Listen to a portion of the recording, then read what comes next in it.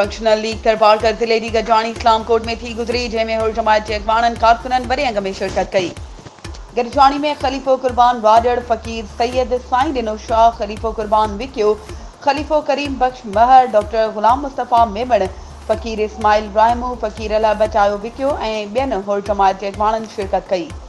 उन मौक़े ते ॻाल्हाईंदे चयो त जमायत ऐं वर्करनि जे लाइ ला अमल जोड़ियो वियो। प्रोग्राम के इख्तिताम में दरगाह शरीफ पीर साईं पगारा लाइ ख़ुसूसी दुआ घुरी वई ऐं अॻवाननि थर जे हुर जमायत के कारकुननि के पीर साईं जे साहबज़ादे जी 6 डिसंबर वारे जलसे में शिरकत बाबति हिदायतूं कयूं वयूं।